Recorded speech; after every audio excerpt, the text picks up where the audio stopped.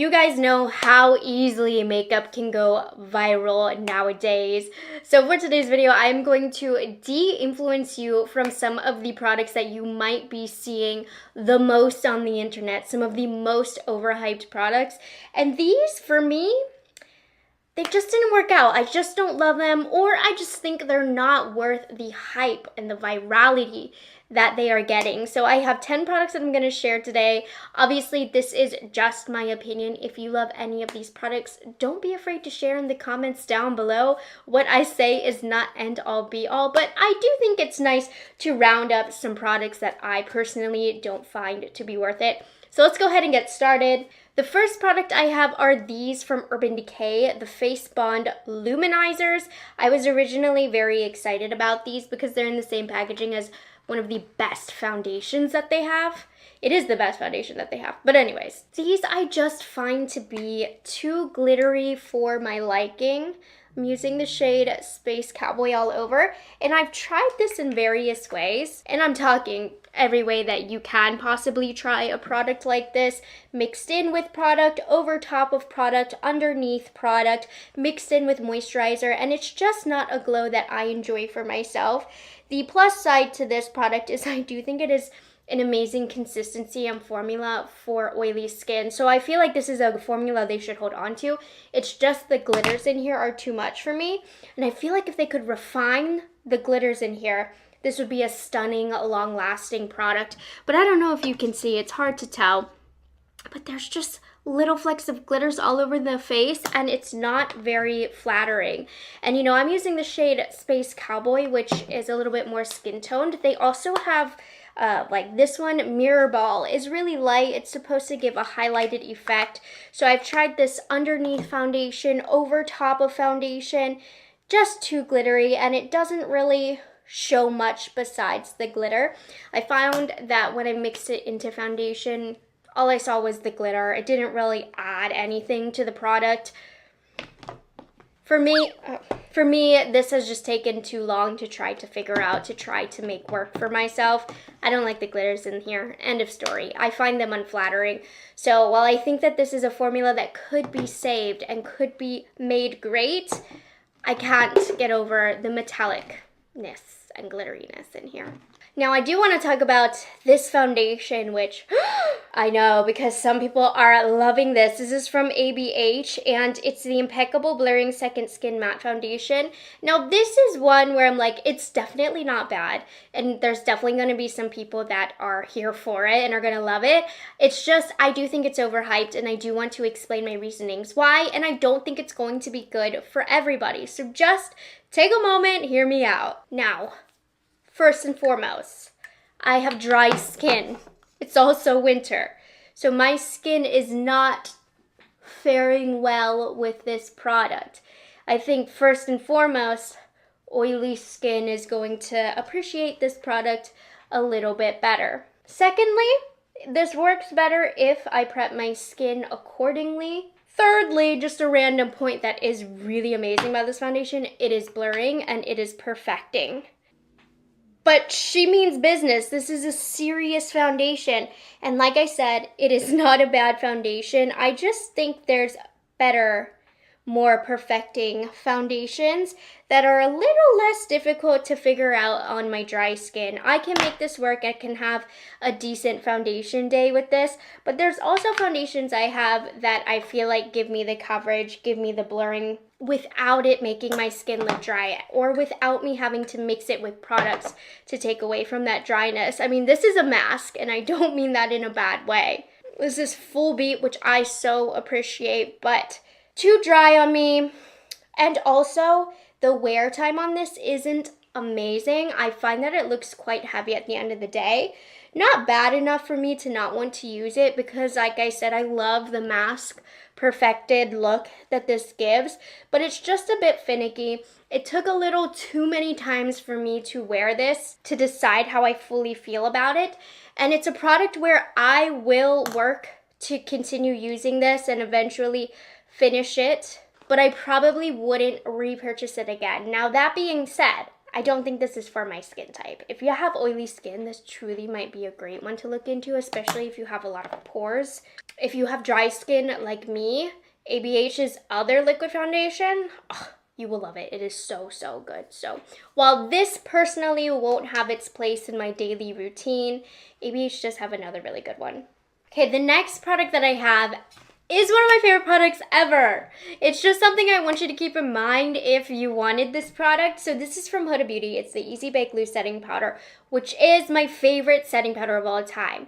But the marketing team that Huda has is genius because she markets not just the product but also the color, and she was marketing Ube birthday cake. It was a whole collection based on Ube, and the truth to the matter is this purple powder is not going to look good on everybody, including myself, and I knew that when purchasing it, but I didn't care. I still wanted it. I think it's because I'm Asian. I love Ube. I love purple. I wanted this powder, knowing it wasn't going to work for me. And guess what? I got it, and it doesn't work for me. Huda is so talented and smart that she can get me to buy a product that I know is not going to be my color. And I know a lot of other people also fell into the same trap. And it's nobody's fault but our own, but this just is not flattering. Now, I could get this to work with the right blush, but I shouldn't have to. I have the colors in this line that look good on me. Why did I buy this powder? So this is just a warning because she did a whole collection on this. The campaign, everything was amazing. So it became a really best-selling collection for the moment. And now some of us look like this. So anyways, if you have like medium, deeper complexions, this is totally going to look a lot better on you. But get Cherry Blossom Cake if you're around my skin tone. But so many people, everybody, were trying to get this powder to work for them because we wanted the Ube birthday cake light purple setting powder. And it's just, sometimes we got to face reality. You know what I mean? We got to be realistic here. Hopefully, if you've wanted it because of the theme and the marketing and you're around my skin tone, I've made you rethink it. And I have de-influenced you. Because honestly, this is not cute. Okay, the next product I have, unfortunately, you know what a stan I am of Miss Natasha Denona, but I do not like her okay, scratch that, rewind. I do like the Hyblush Cloudy Cream Cheek Duos. But do I think they're worth it? Probably not, and let me tell you why. So in this duo, you get a cream blush and a cream highlight. And the blushes are fine. The quality on this is not bad. I just want to add that. But it's also just not super impressive. I think that the blushes blend out really easily. I like the blushes more than I like the highlight. But again, they're just okay. The cream highlights, they're all right. Some of them are better than others depending on what color you get, but they just don't do enough. I would have much preferred a cream blush and then a powder highlight. They're okay, but I could have gotten this with any random powder highlight. There's just nothing special about them, honestly. And then to kind of put the cherry on top to let you know why I don't think these are worth it, I don't like the colors she picked. They're all very vibrant and warm and look very similar, give the same effect on the cheek. Cheeks are difficult. You can only go so many ways, but there's so many tones that she could have played with in the line, like more neutral tones, more orangey tones, more purpley, more mauvey tones, but she's stuck in this like bright pink color family for all of these, to where if you like the formula, okay, pick up one, but don't pick up any more than that because they all kind of look similar. So the range itself was truly the most disappointing part of this, and the formula, while it's fine, there's so many amazing cream cheek formulas out there right now that this one just doesn't stand out. Okay, the next product, I have it on one eye, but I just want to send a warning about the Charlotte Tilbury Beautifying Eye Trends palettes. And it's not that these are necessarily bad, it's just that they are not Charlotte Tilbury's best work, and these are not giving luxury makeup. You're paying a luxury price point, You're paying for a luxury product from a luxury brand and you're not getting that. Go in other luxury directions if you're going for luxury eyeshadows. I promise you, you will be a lot happier with what you receive. I mean, now don't get me wrong, they look pretty, but the formula, you can work with them. You're not gonna have a bad time with them, though I've had some questionable experiences with Super Neutral. But like this one is pretty. I'm gonna show you what I did today. I'm starting off with this shade. And I figured I'd try and make the ube powder look as good as possible. So I'm using the Digital Lilac. All of them are monochrome as well, so you only get a specific look with each palette, which I like. I like a monochrome palette, but it's just not her best work. And don't get me wrong, over the years, Charlotte Tilbury has sometimes had some questionable eyeshadow quality. She's not a consistent brand when it comes to eyeshadows, but when she hits, she hits. This is when the reviews come in handy for her brand, since she is a bit inconsistent. This is not a hit. It's not worth the money, especially with what you can get from other brands nowadays. I'm actually taking a fluffier brush. I'm gonna use this one to get it a little bit more lilac-y. The look I'm gonna do is pretty today. Like, I like the colors in here, but in terms of value, I do want to de-influence you because this is simply not the best value. Pressing the darkest shade in the outer corner, and then the lower lash line. I don't think I did that on this eye, whoops. Well, we'll have to match it up. Blend this out. Now the shimmers in here I was so excited about, but look at how dry and just underwhelming that is. So I'm gonna go in with a spray, which this helps, but it's gonna take a lot of building. I'm just simply not impressed by these. And when it comes to Charlotte Tilbury, I feel like we should be impressed, and I'm not. So I can get these to work, I can get pretty looks. If you already bought it, like you can make it work. But as a makeup reviewer, I feel like I would not be doing my job if I didn't at least attempt to de-influence you. Because these are not best of the best. They are not creme de la creme. I'm just gonna press this into my lash line. But this has really helped the ube blend in. So I told you I can get ube to work for me. But y'all know I should not have spent my money on it. I really shouldn't have. There was no other way. I have to punish myself. I had to do it to teach me. And I can't promise you it won't happen again, but I might be buying a taro bubble tea powder made for deep complexions because I love a taro bubble tea. Or a brown sugar bubble tea one. Okay, this next one I have talked a lot about recently, so I'm gonna go through it fast. But Benefit is one of those brands where when they launch a product, they have a huge marketing budget and they give it to all of the hands of the correct influencers that have quite the amount of influence. But you know, a PR package won't sway me. I received this in a PR package and I don't care. I'm going to tell you, this flakes like crazy. It took a few trials for me to recognize that, but I get black flakes all over my face when I use this. Now it's an interesting concept. You can see there's two different sides to the spoolie for different purposes. It don't matter what size you use, it is going to flake. Now I like the way it coats the lashes. I cannot deny it. Looks really nice how it sets on the lashes. But you won't be able to see it, obviously, but I will have black flakes all over my face at the end of the day. And that is just simply not acceptable. Now my lashes, are they gonna look good in a few moments? Yeah, they probably will. But don't let that influence you. I am de-influencing you. Don't do it. Okay, I'm gonna finish putting this on now. Yep, I told you the mascara would look really good, but remember, this will be down here. We're gonna move on to lips because honestly there have been some disappointing lip products.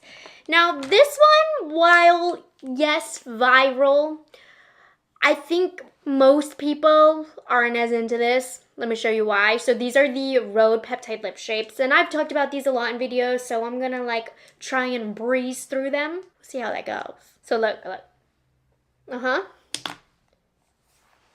Disappears. Like one swipe, all of the color is gone, and that literally happens on the lips as well, which I find interesting because they had initially advertised it as a product that can be blended out with the fingers, with the little tool on the back, but it blends out to nothing. Because you'll remember, people were like, when mostly influencers were getting this, they were like, why can't I see the color? Well, it's because these blend away, and they were advertised to be used to be blended. And then I talked about this. Hold on. Before I get into that, they are pretty. I do like the application. It's just functionally, I need my lip products to last. Particularly the more pigmented, even though these are more sheer, but the base products, I need them to last. And these just don't. And what I found interesting is, I feel like Rhode almost backtracked. Now, they did never say that these were long lasting, but that was kind of their defense for people saying like these disappear really quickly, and they don't set down, by the way. So sure, they never said it was long lasting, but they were advertising these as a lip liner. You can say, no, it's just to contour and shade the lips. I just lined my lips with them. And under no circumstance do you not want a product that's lining your lips to disappear so quickly. So anyways, some people are liking them, of course, to each their own, but for me, I need a product that's gonna last, and this just doesn't. And I do not dare blend this out, because then it looks really messy and I look like I don't know how to apply my makeup. It's not cute when blended. The next one, it's an amazing product, but I just want to give you a warning. So Summer Fridays, for their anniversary or birthday of the brand, they relaunched what sold out last time, the Lip Butter Balm and Birthday Cake, and I didn't get a hold of it the first time that it launched. And I'll say this a million times over. You know I love this formula. But just with how pink the advertisements were for this and all the glitter everywhere, because this is supposed to be a pink glittery shade, I thought, this is gonna be it. This is gonna be my favorite color ever. And I should have known better, but this is a warning if you have the same thought process that I did. Lo and behold, we have another clear gloss, which, I mean, it's fine, you know? I love this product. I'm gonna use it up. I'd probably repurchase it too because the packaging is cute. It smells amazing. But I was hoping we'd have more color in here. I was hoping we'd have more glitter. So, amazing formula. I just was hoping for something a little different. If you have a billion of these already like me, this one won't look very different from them. So that's how I'm gonna de-influence you. Okay. Everybody, I feel like, was loving these from Laneige, the Glaze Craze Tinted Lip Serum. You know I love a good Laneige lip product. And this one has a little bit of a viral moment here with this donut squishy applicator. I kind of find it not very functional. I don't know, I just don't like the way this fits my lips. I like the angled tip of their regular lip products. I find this a little messy. The product just runs off the side. I don't have control with it. The product itself is nice. It's a thin serum compared to their other lip balms, so it doesn't have as much longevity, and it has a little bit of pigment to it though, so it's not super clear. I will say the shade Sugar Glaze is a really pretty color. It has a lot more deepness than it looks. I just feel like they don't have the grip that I want to the lips. I just don't love these. I don't think they're a bad product, but I still prefer a slanted applicator in this cool squishy feeling. It does feel nice. I don't like the applicator, and I think the product's okay. I still like their original lip balms better. They're okay, but if you saw how viral they were, and I don't know how you didn't if you follow the makeup channels, particularly on TikTok, they were everywhere, and I was like, okay, this is gonna be life-changing, and I just don't think that it was. So, newsflash, not life-changing. Fine product though. I still do love me a good Laneige lip product, but I gotta be dramatic for this kind of video. Okay, the very last product, this is one where it's like overly sponsored.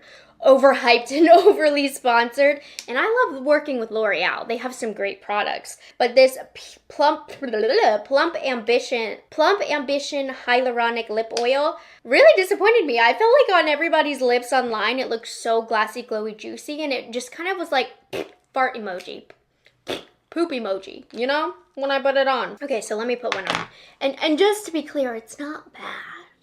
It's just not as good as it looked. So we'll do crystal clear because this looks the most glazy. Like, it doesn't really fill in the lines of the lips. It's really thin. It does burn though. Oof. It really burns. It has some plumping if you don't like burning. Okay, let's do, oh, my lip's burning. I kind of like it, but you know, let's try Worth It. Like, you see what I mean? That's so not impressive for it being a lip oil. This just added a little bit of gloss. It's not bad. I can't express that enough, but it's just not what I thought it was. Like, how often do you see a product online that everybody's raving about? It looks amazing when they apply it, and then you get it and you're just like, that was it? That's all it does? That's kind of how I felt about these. So, will I continue to use them? Yes. But are they a product that I would drag you into the drugstore for to pick up? No. And that's just me being real with y'all. I was not impressed, but my lips are burning. They're getting toasted by this lip oil. Like, I feel like they should be this big now. All right, you guys, now we did get the makeup to pull together, right? She's not looking too bad. A little dry, but she's not looking too bad.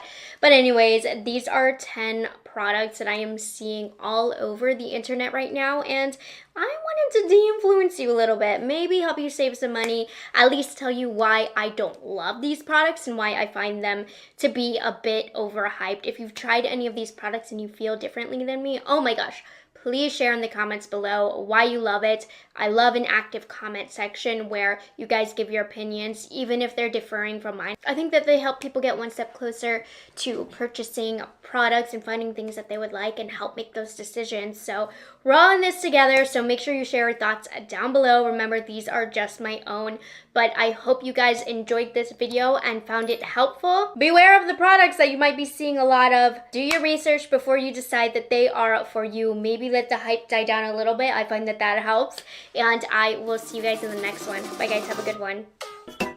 You guys, I'm really reflecting so far on how the 2025 makeup launches have been, and I just have come to the conclusion that this is the most mid-year of makeup ever. Now, if you missed it, I've already filmed, uploaded everything, the best makeup of 2025 so far, and there are some really good products there, don't get me wrong, but even in that video, I was like, there wasn't much to choose from. Normally, at this time of the year, I'm like pretty shocked when I reflect back at what's been launched, and I'm like really obsessed and can't believe how many good products have already launched.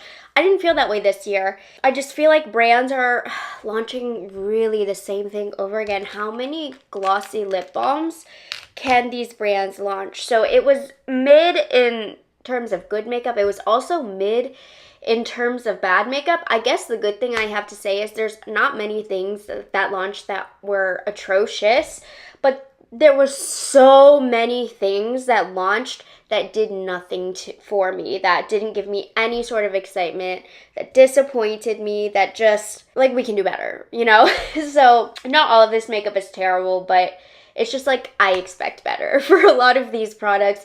So if you love any of these products though, of course, this is my own personal opinion. Seriously, don't take it personal. My opinions differ from a lot of people all the time. That's why makeup reviews exist in the first place, because everybody does have different opinions, different skin types, preferences, style of application, and all of that. These are just products that didn't work out for me, and you know, I view my subscribers as my friends.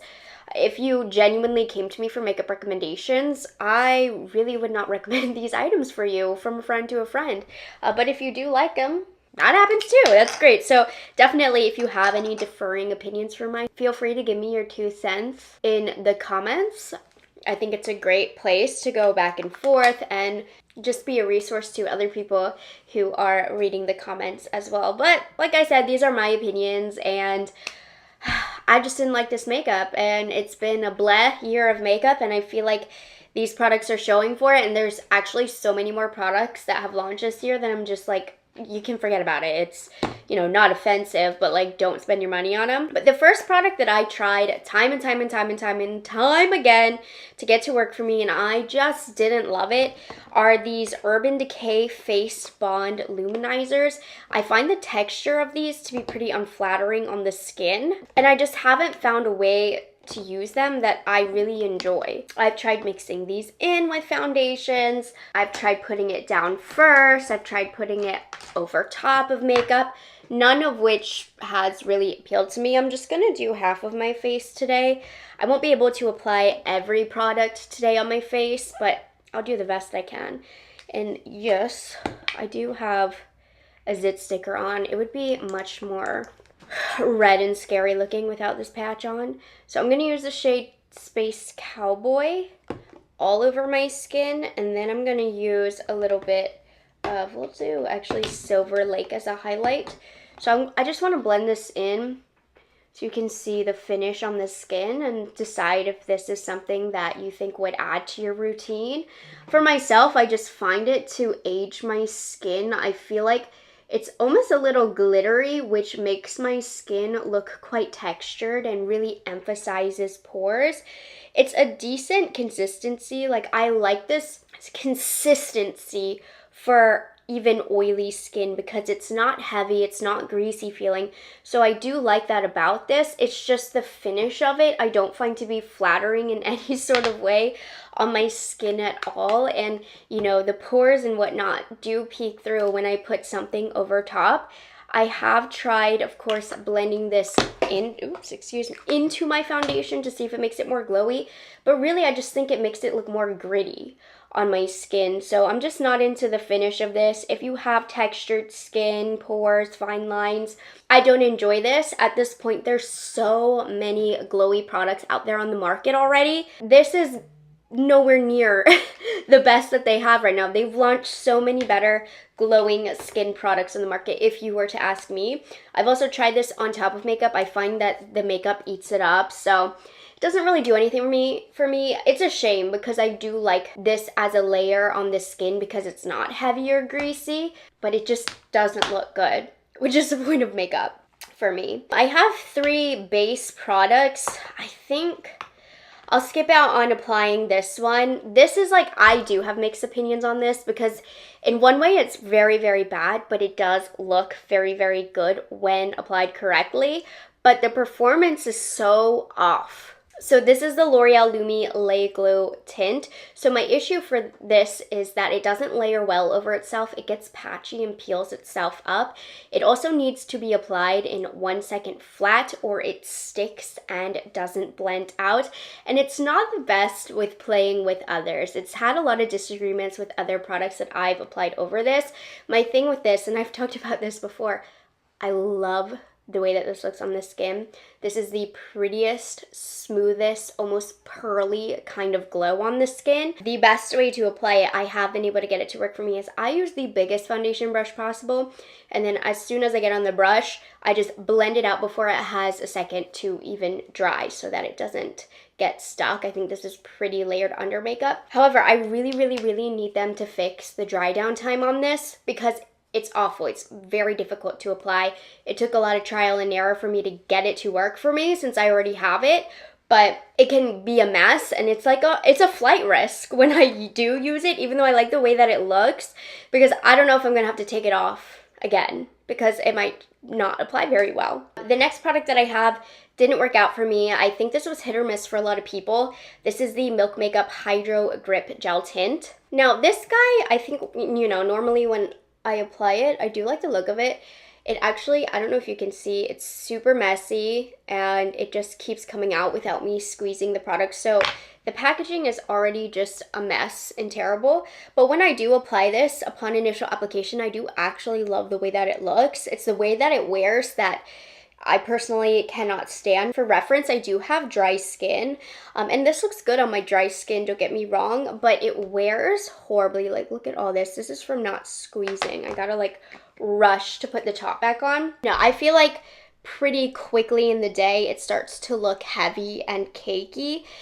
It just not a long wearing foundation at all. Like, I don't mind throwing this on to run some errands. I got it all in my hairline. But I don't mind throwing this on to run some errands and stuff because it does look very pretty and hydrated. But also it's very, very sticky. It remains sticky on the face all day. And I'm somebody who just has a lot of baby hairs and flyaways and stuff. So my hair is always sticking to this. So unless I have my hair like slicked back for the day, I hate how sticky this is because my hair is always stuck to my face. So not only does it not wear a long time, but my hair also sticks to it. So that's not very cute when I get caught up like that on a windy day. No thank you for this product. So just with it being a Sephora priced product, and Milk Makeup I think has great products, this one disappointed me for sure. It's just not a functional product for myself. And the last foundation-y product that didn't work out for me is the Colourpop Pretty Fresh Tinted Foundation Balm. Do keep in mind the wear might look a little funkier because I do have the Urban Decay highlighter underneath, but I'm not trying to look good today. I'm just trying to demo this makeup for you. So this sits on top of this skin. It's unfortunate. I wanted this to work out, but you know, Colourpop in general, I just don't love their products, their complexion products, I mean. They've launched a few different foundation products in the past and they've never worn well. Now, I don't know if you can see, but it really is just sticking onto the skin, sitting on top to the skin. It doesn't look smooth. And again, it looks worse because I have that Urban Decay underneath. So I'm really setting this up for failure here. But I have always felt like this sits on top of the skin and doesn't do my texture any favors. And I mean, yes, I do have texture. I'm a human being. I don't have terrible texture. You know, I'm 29, I still have youthful skin, so there really is no need for it to look super textured. I mean, like I said, I do like the way the milk does lay on the skin. You can just see how much prettier it looks than the Colourpop here. And every foundation that I've done a side by side with this Colourpop, it always really emphasizes how not pretty the Colourpop sits on my face. Is my zit sticker gonna bother you? I'm like staring at it, but don't stare at it, you guys. I have a zit. And also, leave a hate message for my husband because he gave me a cold. So if I'm a little stuffy sounding, you know who to talk to. Side note, you can't even see the Urban Decay popping through. It's not impeccable enough. Okay.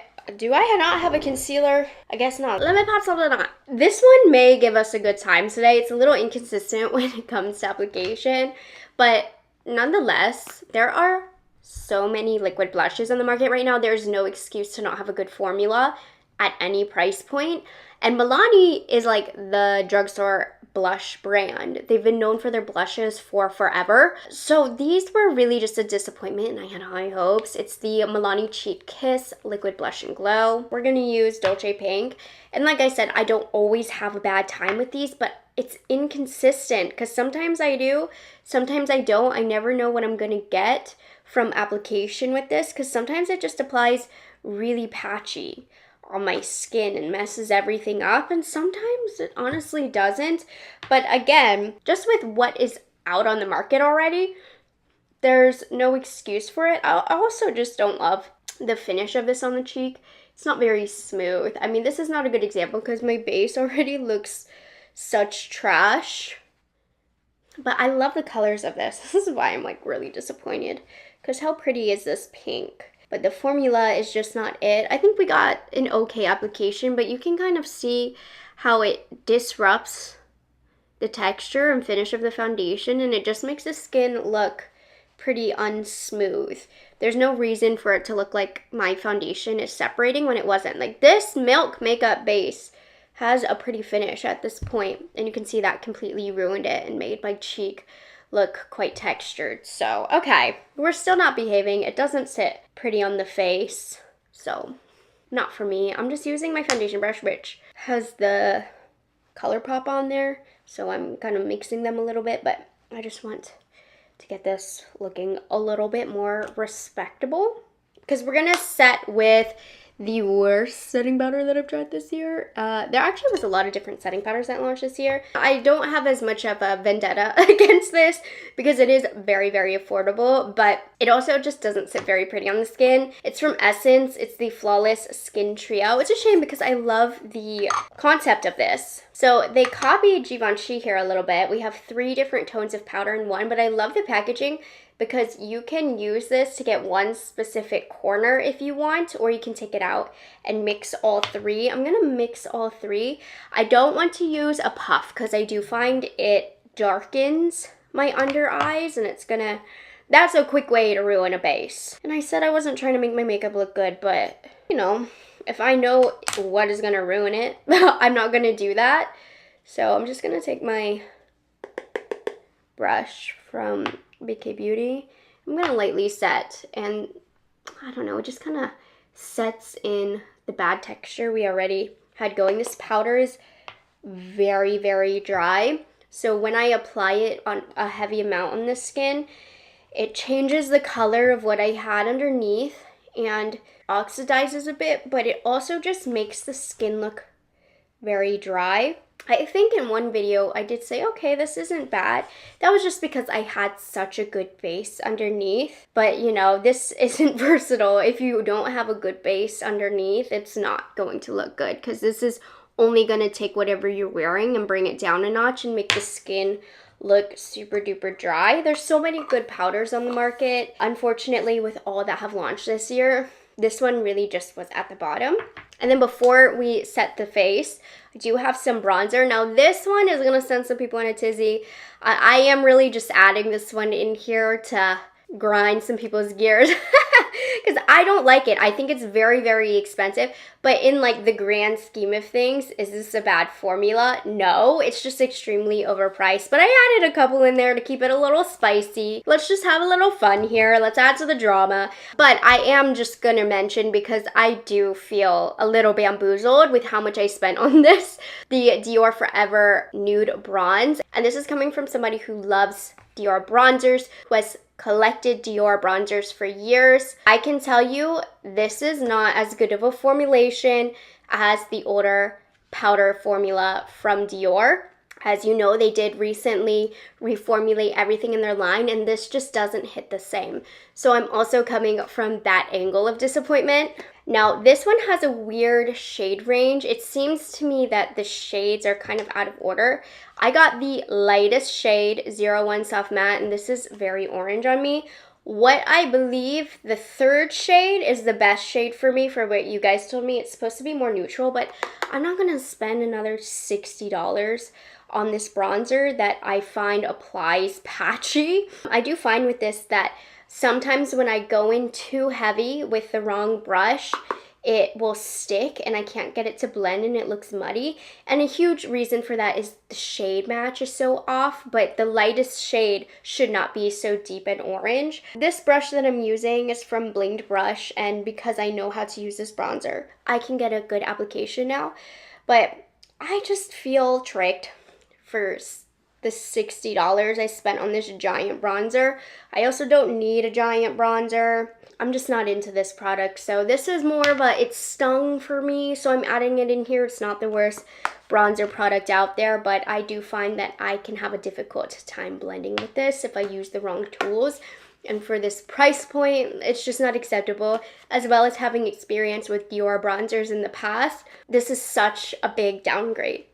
So, people always fight with me on that one, and I'm gonna fuel the fire here. The last complexion product that I have that really just failed me, there were so many good complexion products that have launched in the last couple of years, but this one is like one of the actual worst. From Huda Beauty, unfortunately. The concept of this is great, the execution was not. This is the Easy Bake Setting Spray. I mean, you can just tell by the packaging what a mess it is. So the concept of this, it has powder infused in here, and if you don't already know, their Easy Bake Loose Setting Powder is one of the best selling favorites on the market. It's actually one of my all-time favorite powders as well, so I was excited about this. So this is supposed to like simultaneously set your makeup and like also finish it off. Yeah, so this, I believe there was like a recall on the packaging, but like I've already spent my money on it, so it's a little late for that.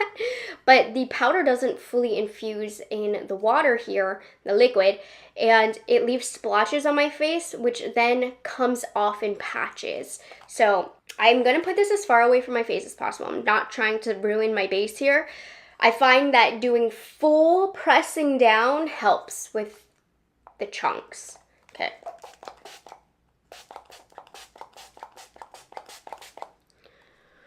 So the issue is this is going to completely come off, most likely, and leave, yep, a little splotch on my face. And we got a good spray today, but it's a complete makeup ruiner on a bad day, and I'm just gonna leave it at that. So I do hope that they can redo this because the concept is so fabulous, but I don't want to be nobody's guinea pig anymore. That's what I feel like. I have a couple eye products. The first one is a brow product. It's just super messy here from L'Oreal. It's the Faux Brow 2-Day Brow Tints pen. Let me open this. So this, do you see that bubble of product? There's always product leaking out of here. It is a mess. I think, I always say this looks like a little bug. So my issue with this is it is so much liquid. It's too much, too dark, too stark. I'm gonna try and use a really light hand here. I'm really not trying to use this too much. It just ruins the look of my brows.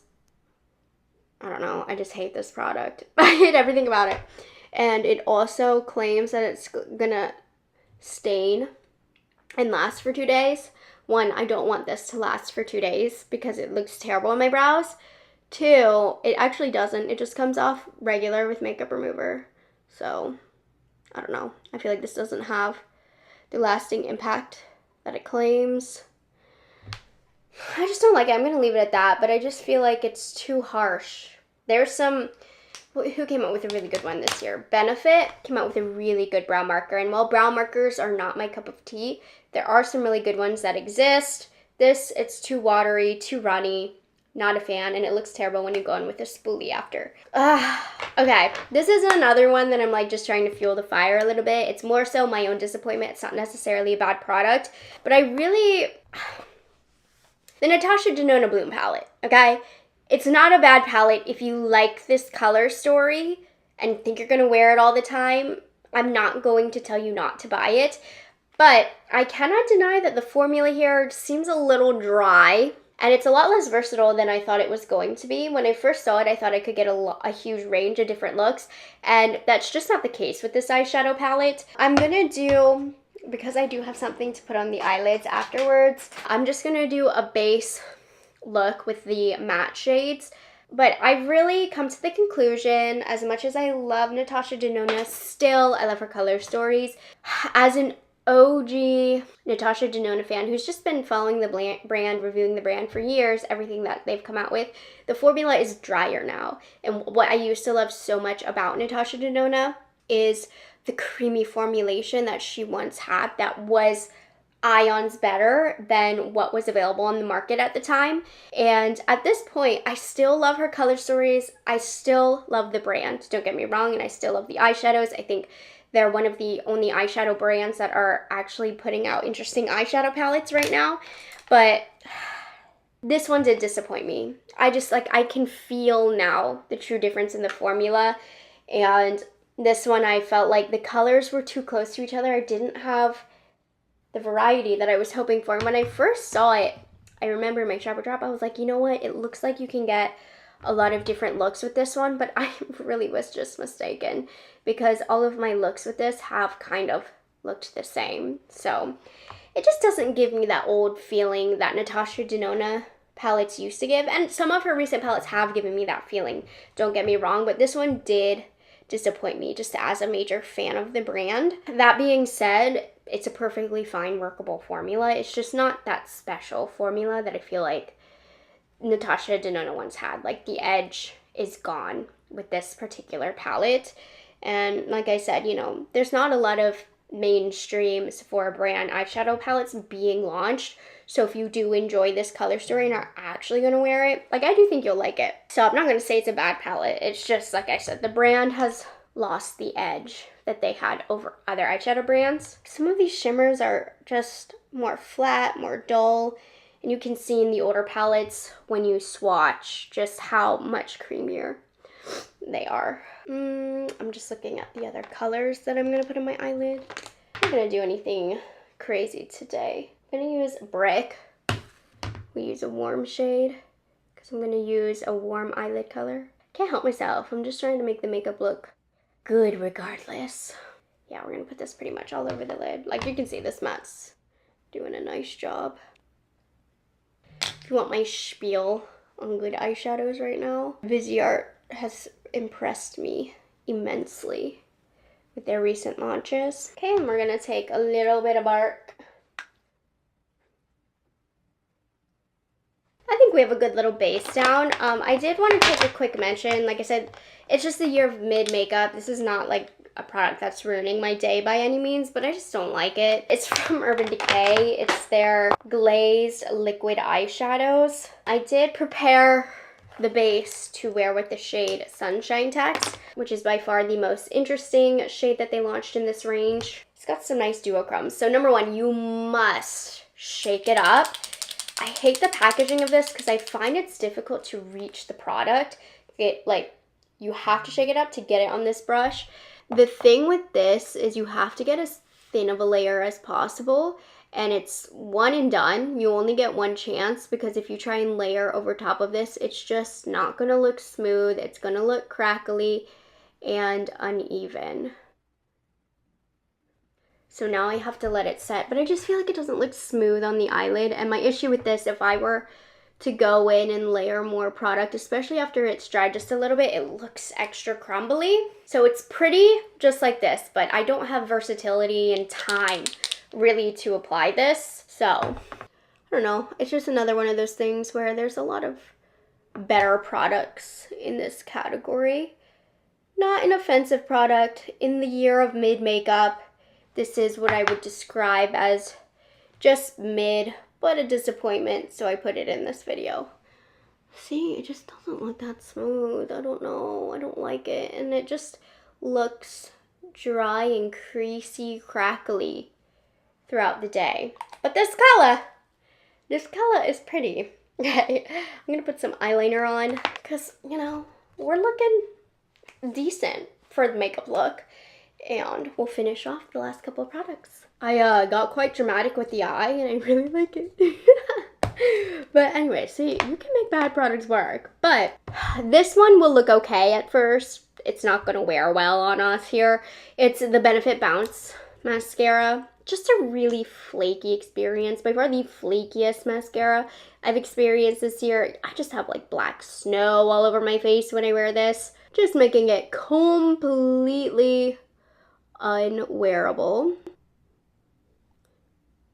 So it's gonna be okay on application. It's not gonna make the makeup look bad. It's just like in a few hours, it's not gonna look good. So, you know, even if I don't mind the way this makes my lashes look, I cannot in good faith recommend it to you. It's a terrible flaker. Alright, this like had a whole moment on the internet, but I'm just not a fan of these from Rhode, the Peptide lip shape. I haven't reached for these really since I reviewed them or used them in video for negative purposes. It's not my cup of tea. I can see why some people do like these, honestly, but it's just not for me. So it's pretty much like a cream lipstick. I love the idea of this, but I mean, this wipes away to nothing. And if this is meant to contour and shape my outer lips, I need it to last a little bit, and this just doesn't. It wipes right away, and it makes my mouth look messy. It's very, very undefined. As somebody just with smaller lips, I mean, I do have lip definition, but I feel like this just makes it look like I don't know how to apply on makeup. It makes my look messy. So I like the product in theory, but I just need it to stick a little bit more. So it's fine all over the lips, but I just feel like when I use this, I just don't really know I look like I don't know what I'm doing. To me, it just looks messy. So not a product I was into. Another product that was similar that launched was the Merit. Those also blend away pretty easily, but I find that they last longer and look less messy and less blurred than these, so I actually enjoy the Merit. These ones just look too messy on me. They don't last all day, so I don't want to like continue on with this saga because I've already given these enough hate, but I don't recommend them. To me, if you're gonna advertise that it's for the outer part of the lips, I need it to have some longevity and like actually define. And that's just on personal preference. This is what I need, what I'm looking for. The last product I'm totally being petty about, but this is crazy to me. So it's another Dior one where I feel bamboozled, but this is like, I'd tell you to buy the bronzer over these. That's how much I'm upset by the Dior Addict Lip Glow Butter. So it's like the 1000th lip butter balm to have launched. Look at this cheap packaging. Like, I'll give the bronzer some points here. It has nice packaging. This is the cheapest Claire's packaging, and you're paying for this little stupid Dior charm, which one of you guys very clever. You guys said, please take the charm off and you can make these earrings. I will be doing that, but how stupid is this? Now, the formula, I'm gonna use Lychee. The formula is fine. It's literally fine. It's not a bad formula. It's just twice as much as other similar products that perform about the same. So, yeah. I don't have an issue with the formula. I have an issue with the price I paid for this packaging. I'm somebody where I'm not shy to pay for packaging. I'm not afraid to admit that. It's my thing, okay? It's my money, not yours. This is upsetting to me. I don't know what I was expecting. It's just like so tiny, and the lights are in front of me. I kind of see the product is right here. It starts right here. Nope. Summer Fridays lip butter balm girl over here. Pretty much anything you can get already at Sephora is going to be half the price, just as effective. And I do want to point out that I applied this on the lips. Like, you can really see how messy the Rhode is looking. I just really don't like the Rhode. Anyways, I'm done being spicy. I'm done. If you're sick of me and my negativity, I promise you, I'm really not. Most of the time. I say it like it is. I'm not going to lie to you when I don't like a product, and I'm not afraid of that. I'm not afraid of the brand seeing that. But I did, for a nice juxtaposition. We already have the best makeup, and I highly recommend that because my makeup in that video turned out incredible. Honestly, I'm not mad about today's look. Like, I can go out like this. My skin's not the smoothest looking, but I'm okay with this look until the mascara starts flaking. Then I'm going to have some issues. But listen, haters always get me for this. Even though this is a negative video, I of course will have everything linked in the description box. But you guys, I link it for my husband, my editor, so that he can add the screenshots of the prices and everything. So I might as well put it on the video. So, I don't know, maybe something I said really appealed to you, because sometimes that does happen in negative videos. A lot of times, like, what I say I don't like about a product, sometimes you guys are like, well, that's what I like about a product, so I think I want to go buy it. So I'll have the links down below. Of course, as your friend, I don't recommend them. Seriously, check out my favorites video.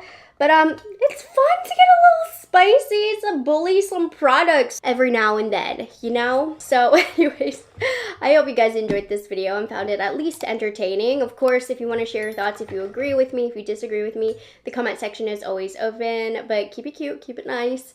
Of course, it's just makeup, touch grass, it's okay. And I hope you guys enjoyed this video, and I will see you guys in the next one. Have a good one. 11 viral or popular things that I would not buy during the Sephora sale if I were you. Like, I wouldn't recommend these products. I'm somebody who pays very close attention to everything that's launching this time of year, every time of year. I've tried like almost everything Sephora has. I'm insane, I know. But because of this wealth of knowledge and experience that I have with so many products, these are products that you might be seeing a lot in recommendations, or you might just have seen them around floating through the internet a lot, that I would discourage you from purchasing for various reasons that I'll explain. Maybe we'll get a little spicy. I'm in a nice mood today though. Sorry for those who like the spice. I'm sweet today. And I'm just kidding, but honestly, you guys, there's not a lot of bad products out there nowadays. I've been saying it, these labs, they can create good products. They know what the consumer is looking for. But there are a number of products that I just happen to see a lot online that if you were my friend, my close personal friend, like I would say, like, don't spend your money on that. Like, I would not want my friend to spend their money on these. So that's what this video is, because I know I'm so ridiculous with all of the recommendations that I do give, because I love a lot of things. I like a lot of makeup, but I am picky. So I wanted to do an on the contrary video and just talk some trash. So let's go ahead and do that. I have 11 things that I see a lot on the internet that I'm going to discourage you from. So let's get started with a couple holiday sets that I have experienced the hard way. I've learned the hard way.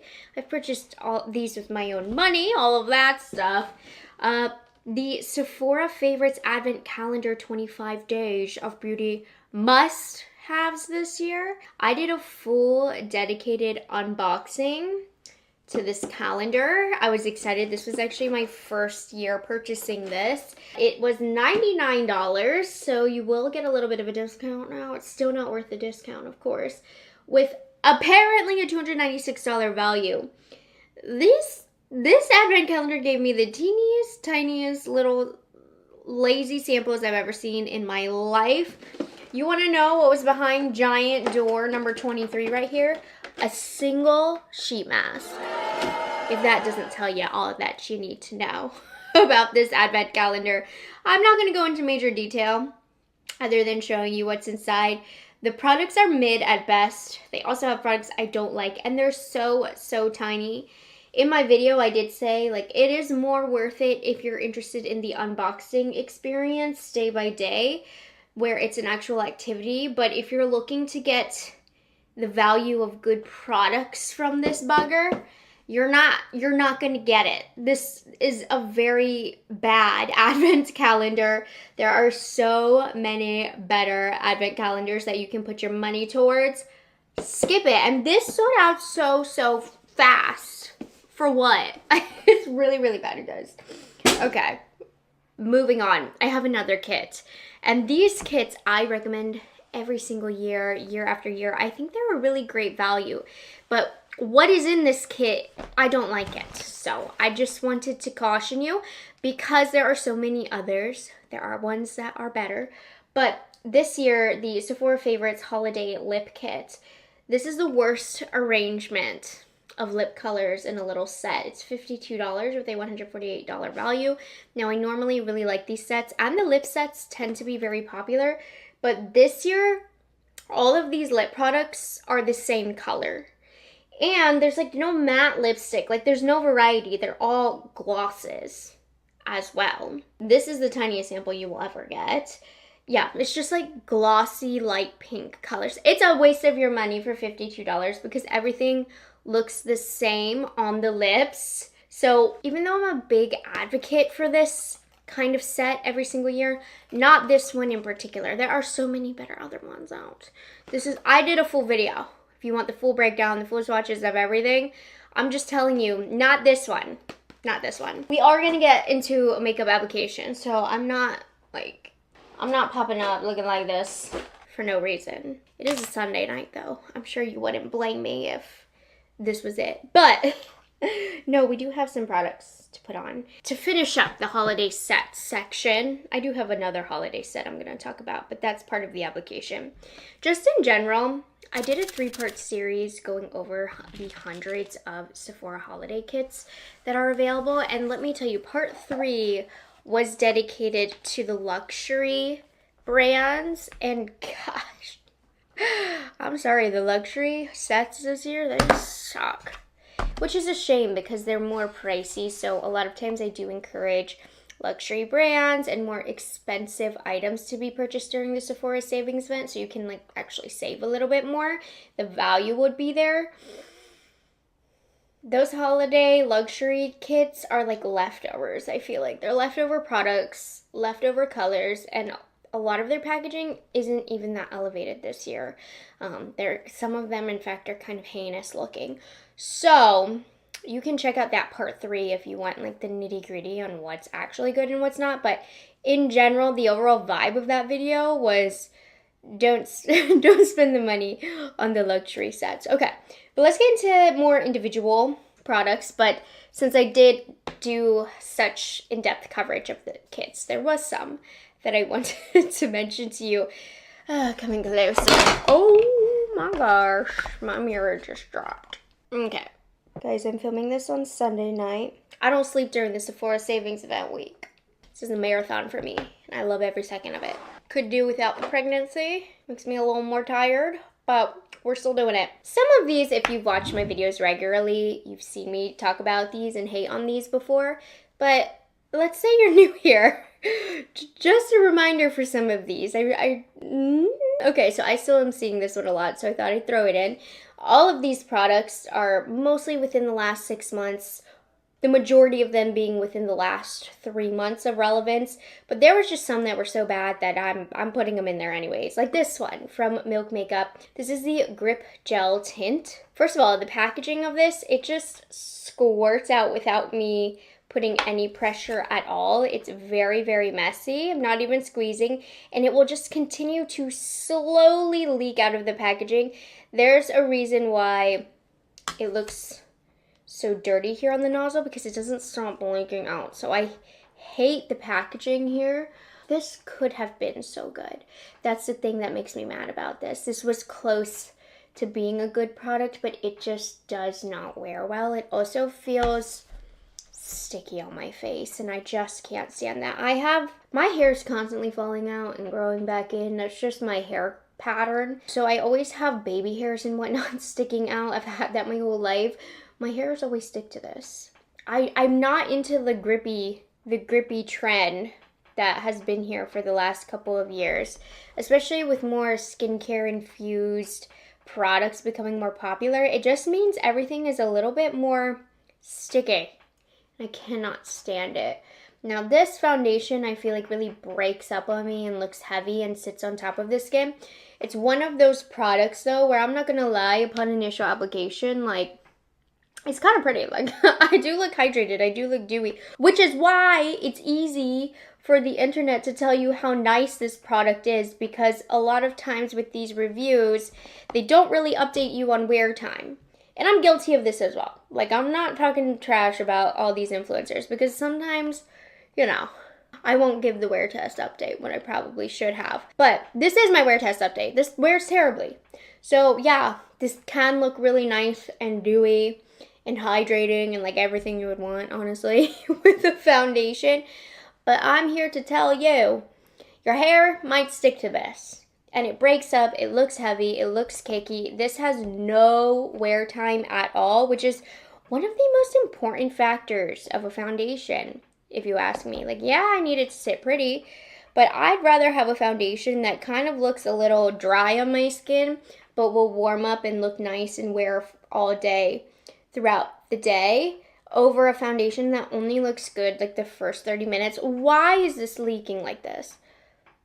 Why is it? I'm struggling. I don't have two hands. I can't focus it, but you can see it's just like falling out. Ew. I hate this packaging too. Remember when I said I was feeling sweet? These products are like making me mad. I'm getting mad right now. I'm not so sweet anymore. That's all it took. Okay, anyways. I'm not gonna lie, my skin looks really good right now. But that's the thing with this. I've tested this enough to know it won't in a couple hours. It'll break up, look patchy, look not nice on my skin soon.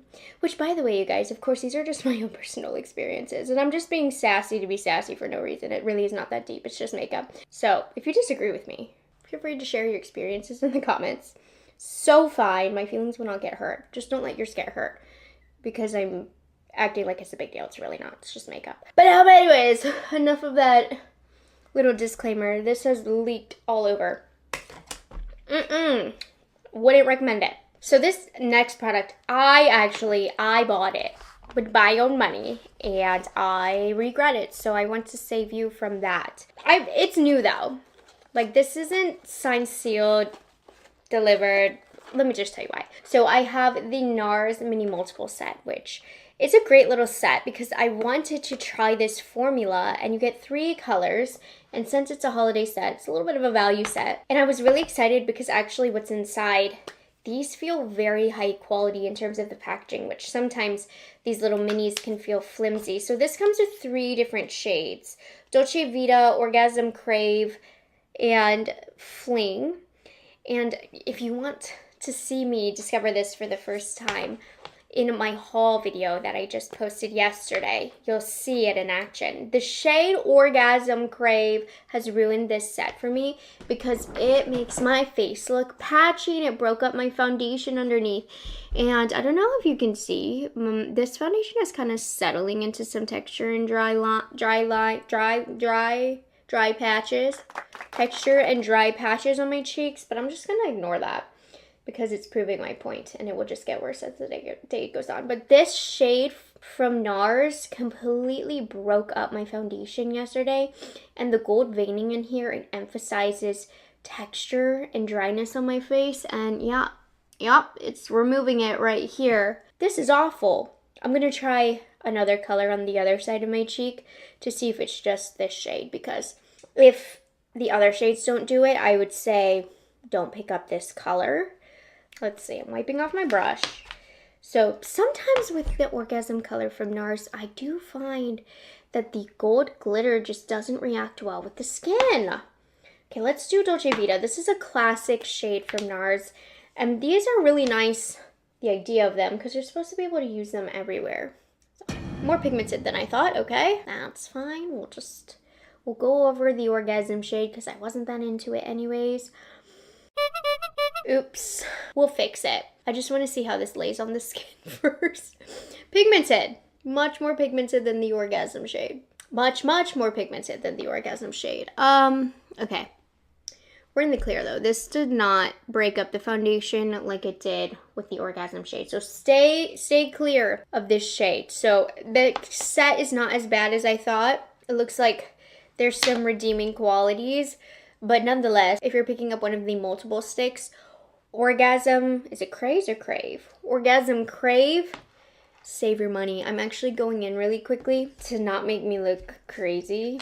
Not that it matters, you guys. It's like 6:30 on a Sunday evening that I'm filming this for funsies. Sometimes I just like to turn on my camera and film. I'm having one of those moments, and I thought I'd put together this video.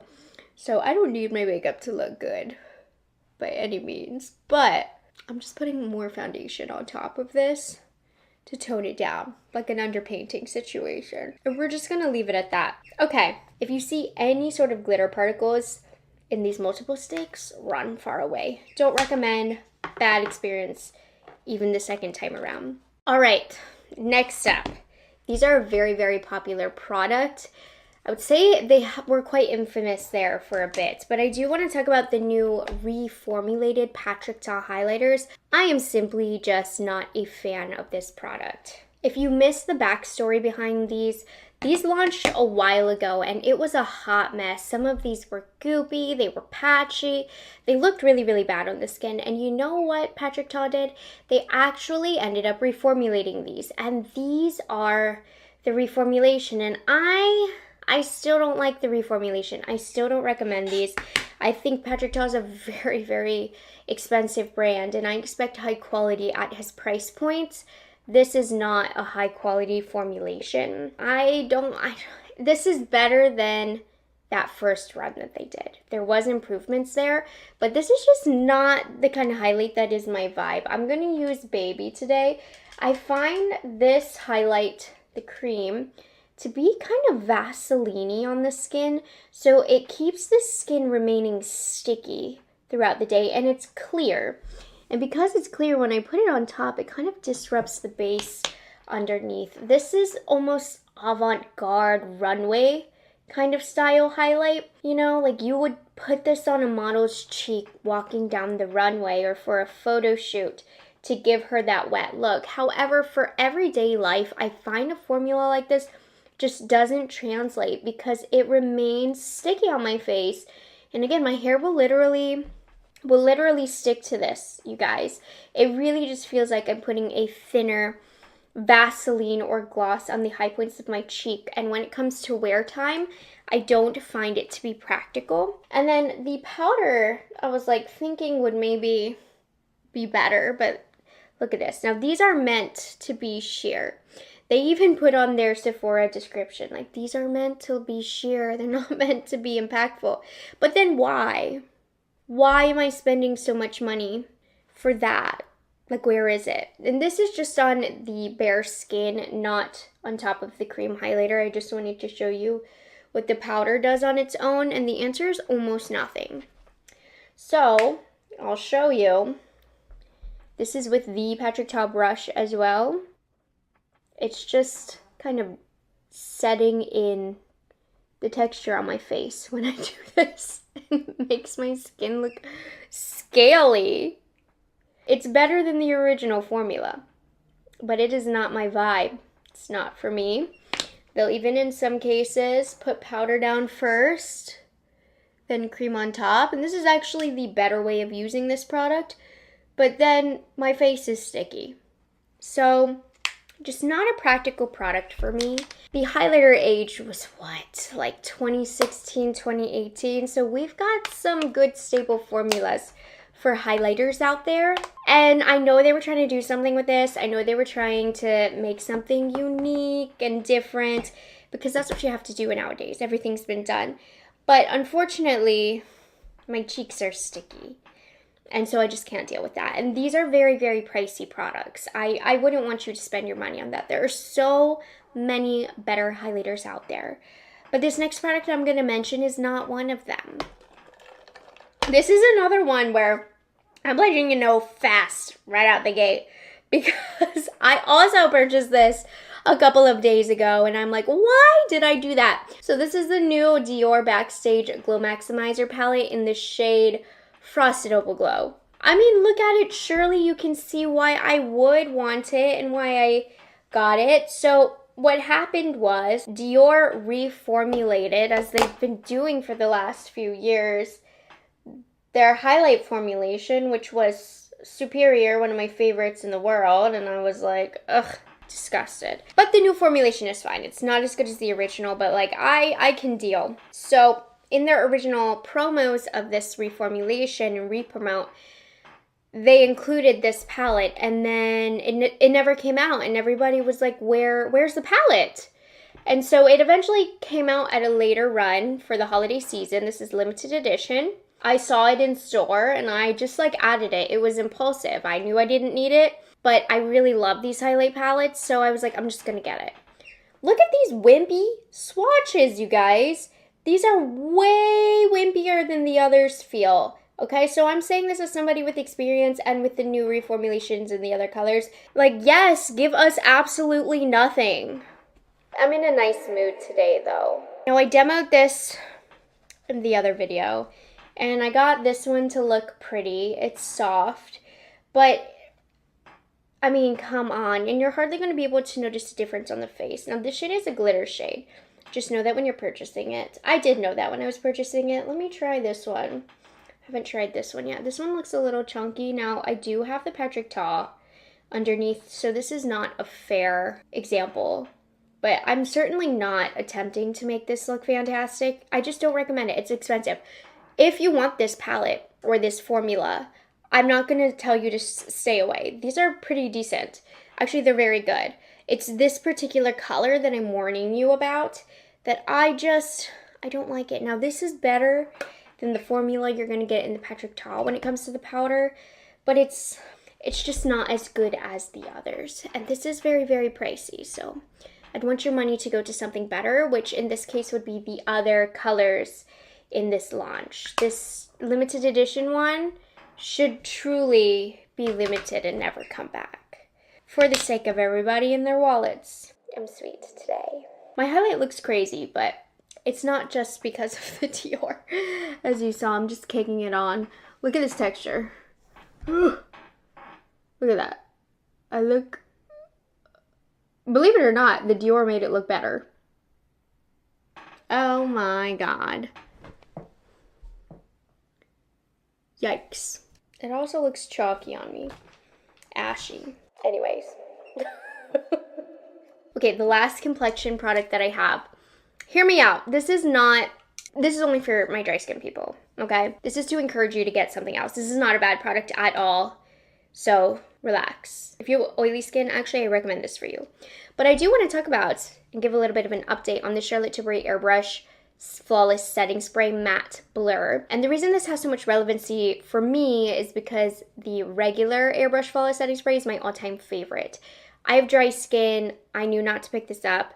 I got this sent to me in PR. I give it a try, and as somebody with dry skin, I'm giving you my experience that this will suck the life out of you. Suck the life out of your skin. This is a no-go, especially in the winter for me. Might have been able to get away with it when I lived in Miami. However, this is very drying on me. And if you are super oily, I recommend this. However, if you are super dry, like moi, but you like the idea of a mattifying setting spray to use in place of a setting powder, go for the Denona Myrix.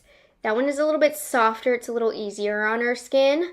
This one actually like sucks all hydration that I did for the day, and it has a really like,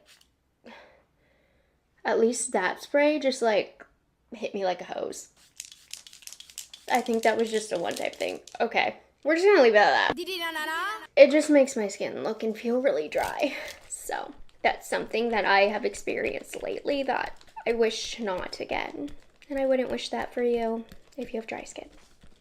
Now the good news with this next product is I'm going to get a pretty look out of it. It is not an unusable product. It's a good product. I just wouldn't recommend it because it's not like that good or that worth it in my opinion. And I mean, this gets mixed opinions on the internet. I'm the one that's gonna be on the side of I don't recommend this, obviously. This is the Makeup by Mario Ethereal Eyes Nature Palette. Like I said, I'm not gonna get an ugly look with this, so I don't have to worry about that. But this formula this year is different. And they said it was not. And I wholeheartedly disagree with that. So essentially, the mattes are beautiful. These are very easy to work out mattes. If you like the colors, you might like this. And honestly, you might like this palette. Just hear me out. These shimmers, which are known for their ethereal, glimmery nature, sparkly, like stars basically. They've been in the last couple of other holiday palettes, and I swatched them side by side with this palette, and these are bland. They fall quite flat. They're much softer. Now, if you prefer a softer shimmer all over the eye, you don't like the little sparkles and twinklies, you actually might really like this palette, especially like with these tones. It's definitely for somebody who prefers a more natural vibe. So there is a market for this.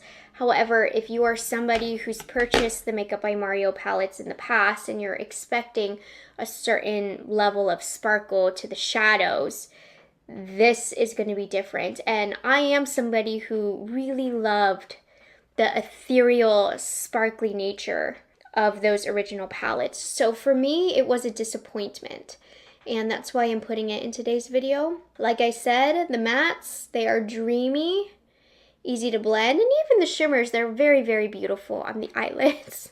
It's not a bad palette by any means. I'm just disappointed because there has been a shift that I've noticed. There has been a change in this formulation, in my opinion.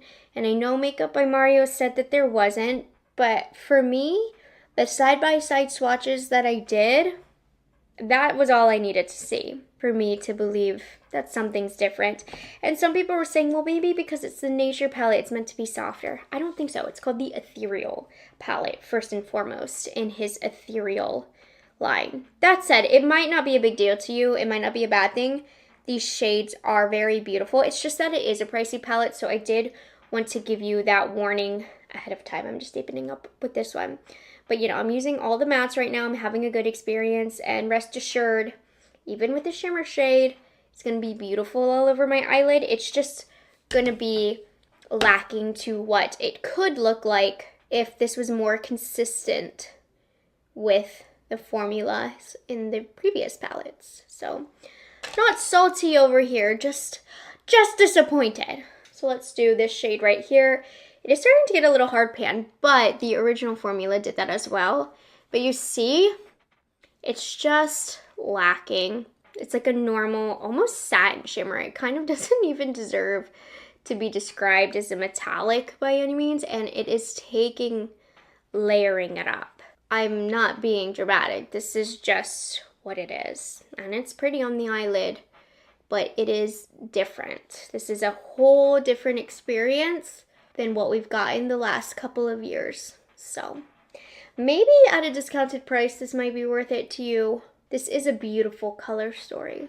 I don't want to take that away from this, but I was very disappointed in this palette because it's just not the same, and I'm struggling to get this to match up to the other eye. I'm like having to really dig in there. And then I'm going to use this for a liner. Okay, I rest my case. You see my point, right? I don't want to drag it too much because some people really do love this palette, but it just wasn't what I was expecting. So let me pop on some mascara real fast. Okay, this next product I have said my piece on. I had moved on. However, I'm resurfacing this because it's new to Sephora from Rhode. And I have given the recommendations that Rhode is actually a fantastic brand to shop during the savings event because they never have sales. And so with it just now being in Sephora, definitely look into purchasing from Rhode if you were interested. However, this is the one non-recommendation. This is the product that I recommend staying away from. The blushes, yes. The peptide lip shapes, no. And these definitely got mixed reviews on the internet. A lot of people are saying you don't understand it. Well, I can tell you what I understand is that these don't look good on me. These make it look like I don't know how to apply my makeup. I watched Haley demo it when these were revealed. She used it to contour the outsides of the lips, and it made me look like I was drawing outside the lines kind of thing. Like, it just looked dirty. Like, when I looked in the mirror, I just like wanted to wipe around my mouth because it looked messy. So these are the shades. They're so beautiful, but they just wipe away like nothing, and I just don't want that around my lips, around the area that gets the most action from talking and drinking your dirty minds. Like, this to me is a lipstick stick, but it is truly advertised as something that goes around the edges, and then Haley herself went like that, and then it just looks messy to me, and then it fades because it has no longevity, and then it ends up looking even messier.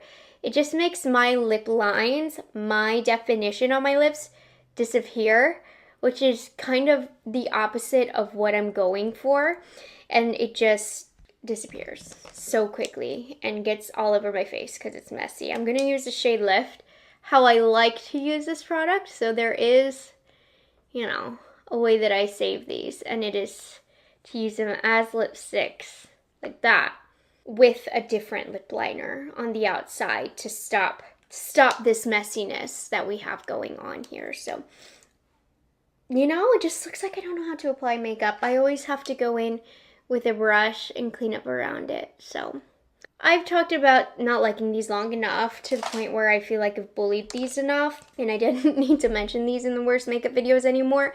However, with it being new to Sephora, I just wanted to give some caution to my girls. I don't recommend them. Next up is Sorry Milk, that you're being featured twice today, but I don't like your Balmades. These are quite fun. They look fun on the Milk makeup stand, but for one, these are all very, very sheer. So kind of no matter what color you get, they're gonna look similar on the lips. And then the texture of them, you guys, they are like watery, and they make whatever lip product I have underneath kind of go away. They're too thin and watery and too slippery that whatever I have on goes away 10 times more quick with this product, which is a shame because this is hydrating. It is pretty if you have one shade, but it's thin, so it kind of disappears quickly and takes whatever lip product I have underneath with it. So we already struggle getting nice, long-lasting lip products, and this has just found a way to make everything I wear with it worse. So this does not stand well in the longevity department, so I cannot in good faith recommend this product from Milk. They have a lot of other great products that I would recommend for the savings event. This is not one of them. All right, our last and final product is truly, if you ask me, an abomination. It is a slap in the face from my favorite luxury brand. I'm sweet today. What the helly are these Dior lip glow butters? These look like a dupe. These look like a dupe from Five Below. These, how much are they? What is the exact price point on these? $42 for this. For this little probably plastic charm. Now, I will say the formula's fine. It really is an okay formula, but every single brand has launched a product like this, so it doesn't even stand out compared to what you can get from, honestly, some of the drugstore brands as well. Not $42. You can get 2, 3, 4 of these of a similar formula with more product. I don't know if you can see the product when the light is going through this. It's like right here. I mean, I've used it a few times, but yeah, the product is just okay. Doesn't stand out in the market at all. I can't get over this cheap packaging for $42. I think that's ridiculous. And I love Dior. They're one of my favorite all-time makeup brands. My favorite luxury brand. I have my one Dior purse that I absolutely covet. But I just, like, this makes me mad. This makes me feel stupid. This makes me feel like Dior thinks we're stupid. So yeah, I don't recommend those. I have 2 Dior products in this video. Huh, I didn't even realize that. All right, guys, I mean, happy Monday. What a great positive video to start this week off. Not my best makeup day, but just gonna go downstairs and heat up my leftovers from lunch in the microwave for Din Din. And there we have it. As my friend, these are 11 products that you might be seeing a lot on the internet that I personally wouldn't recommend that you spend your money on. I have so many more recommendations videos coming that I did want to talk about the stuff that I actually don't recommend for you. So I hope you guys enjoyed this video and found it helpful, found it a little silly, because in all seriousness, you guys, it's not serious. If you like these products, please enjoy them. I mean, part of why I'm here is to help you find products that you like, so nothing gives me more joy than you having already found those products. So feel free to share your experiences with any of these in the comments down below, and make sure you're subscribed to me. Check out my recommendations video for things that I do love, and then of course what we have up and coming. I have Sephora content going up all this week, so I hope you guys enjoyed this video, and I will see you guys in the next one. Bye guys, have a good one. Dun, dun, dun, dun. Today, ladies and gentlemen, we are talking about the worst makeup that I personally tried in 2025, and I tried over 330 products. So these are truly bottom of the barrel products. Products that in no circumstance would I recommend you ever to pick up. Now, my little disclaimer here. Honestly, I feel like it's hard to create bad makeup nowadays. Of the 330 products, like, this is the only stuff where I'm like, it is not good, because it's easy to create good makeup. So it's actually quite hard to create bad makeup. So these, I'm like looking at my table and I'm like, I'm really not looking forward to getting these products on my face. But of course, as always, this is just my opinion. I have dry skin. These products maybe don't work with my techniques, what I'm looking for with products. That's the thing. That's why so many makeup channels exist, because everybody has different opinions. But if you care about my opinion, I really don't like these products. Hey, and if you love any of these products, feel free. Let me know down below if you enjoy any of these. But I have not had a good time with these products. But if you do want to see products that I do recommend, I did already upload the best makeup of 2025, which is a much larger video because I like a lot of things, okay? But these ones were ones that stuck in my head that I'm like, these are really, really bad. So, are you gonna get spicy Morgan today? I don't know, because I've only filmed the intro and I'm already out of breath. Ugh, I don't know. The baby's in my ribs right now. Little pregnancy update. I'm like 34 weeks and some change. So we're getting down to the wire here. And girl, I'm getting more uncomfortable by the day. So that's the update. All right, I'm just avoiding the inevitable. Let's get these terrible products on my face. Feel free to fight me in the comments. I don't really care. I don't like these products. Okay, so first let's start off with a couple of different foundation products, which are very similar products, and I don't know, maybe they were made in the same factory. They're both like similarly horrible. So the first one that I have, this one I mentioned in the first half of the year, and it really has stuck on to that. This is the Colourpop Pretty Fresh Tinted Foundation Balm. This is one of the pickiest products I've ever used with what base you pair it with. I find that if my moisturizer has not fully sunk in for like an hour plus, that this foundation is going to pale. Right now, it actually might sit nicely on my skin because I haven't put on any skincare in a couple hours. I just got back from a doctor's appointment, so there's nothing for it to disagree with. But best believe, if I've prepped my skin, it's not gonna like this product. It also sits on top of my skin. It doesn't look as nice. And at first when I used this product, I didn't really see how bad it was because I used it on its own. But when I started doing side-by-side comparisons with other foundations I enjoyed, I began to notice how this sat on top of the skin. So it wasn't something that I detected right away. The only thing that I detected really was how picky it was with bases. I want you to take a look at the texture here. It's just kind of attaching itself to dry patches and whatnot that don't exist. It's not a tragic look right now because, like I said, it's been a few hours since I've put on any skincare, but I should not have a product in my collection that doesn't work with any skincare or any base and is so picky. It makes it unusable. So we just don't like this one. It's just not a good performance. So if it doesn't work with my moisturizer, which my Kiehl's moisturizer is what I've been using lately, that one isn't picky with anything. If it's even picky with that, it's an issue, you know? Today's application though, it looks pretty good because the biggest red flag about it is how it doesn't agree with anything, and I have literally nothing on my skin. So it might be making me look like I'm a liar, but I hope you can take my word for it. I'm also not going for a bad makeup day today.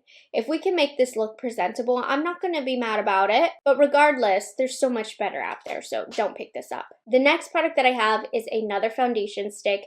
This one is the Essence foundation stick, and this came out with a crazy color range. Like, I feel like there was hundreds of colors in this range. My issue with this one is it sits on top of the skin. You can even see as I'm applying it, it's just not looking smooth at all. I did wipe my brush in between applications. I have a bad makeup day. I have a bad skin day every time I wear this foundation. Since I got done with this, with it being in my speed reviews drawer, let it be known I have not reached for this once. This makes the Colourpop look good.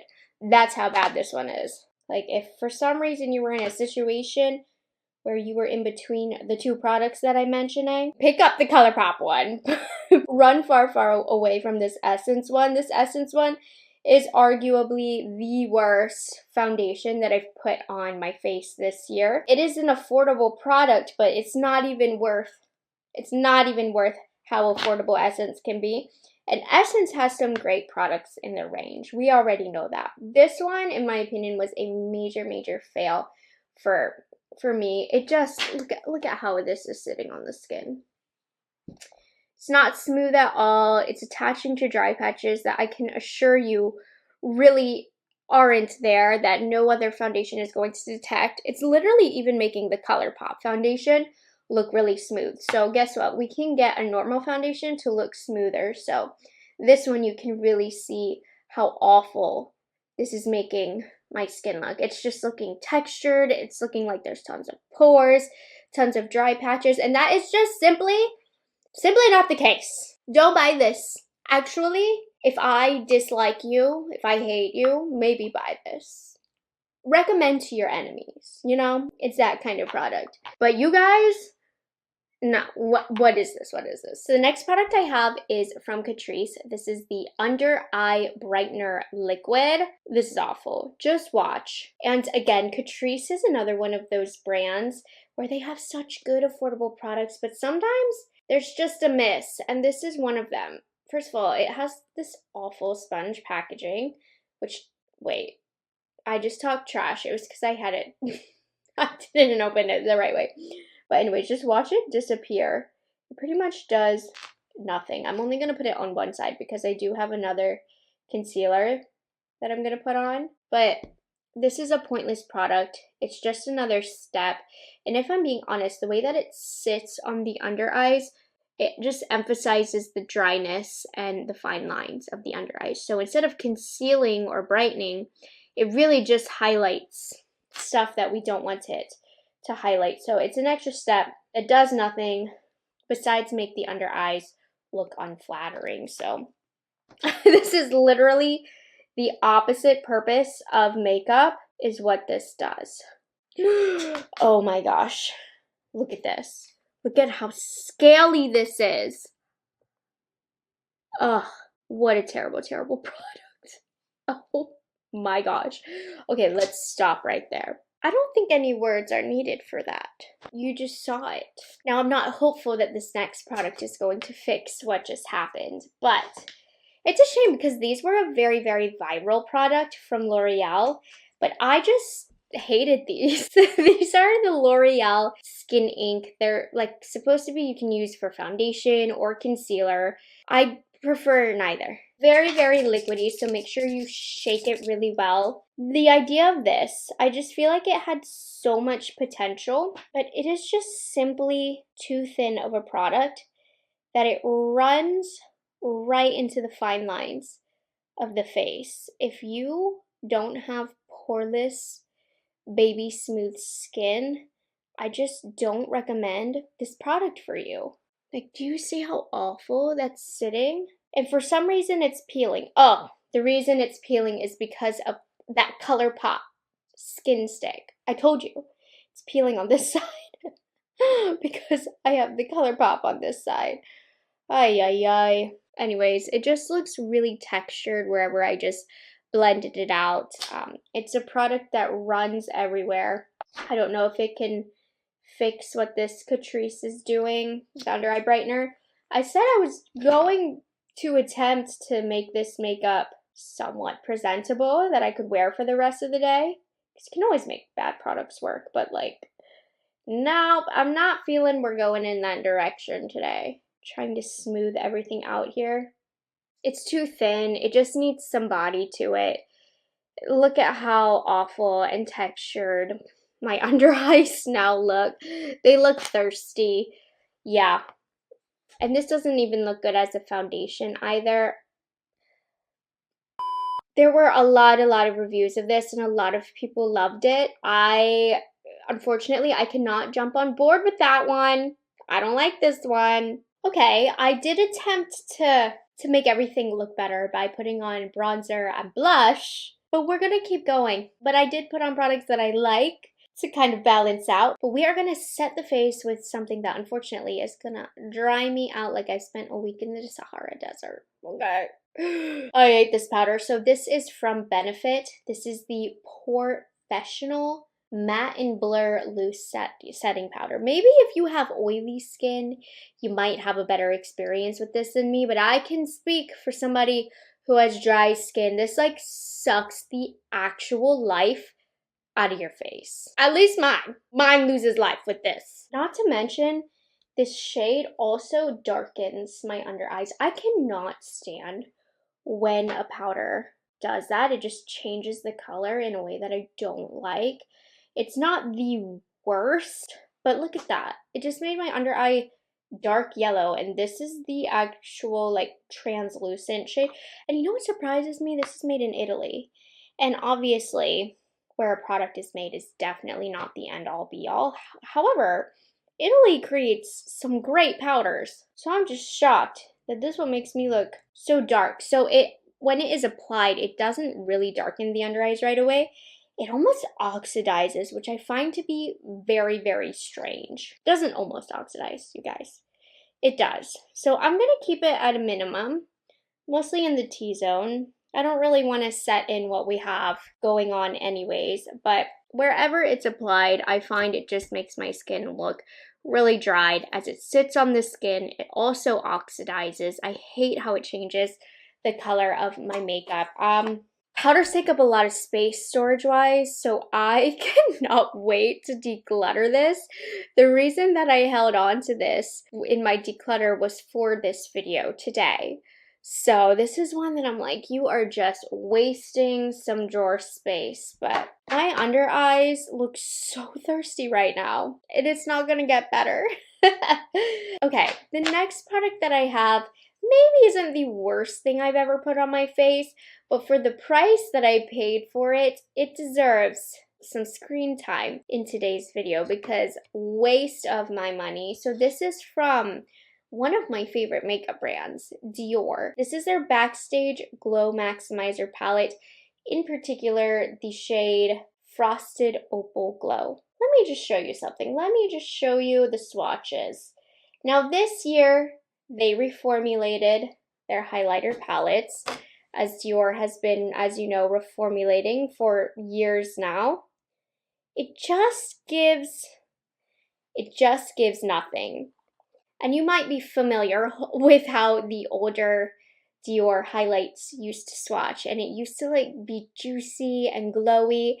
And unfortunately, this looks like this on the face. It's just too much money, you guys. I'm gonna use this pink one right here. Like, I paid a luxury price point for this. No, this was one of the items I picked up during the Sephora savings event, and it's one of the items that I heavily regret.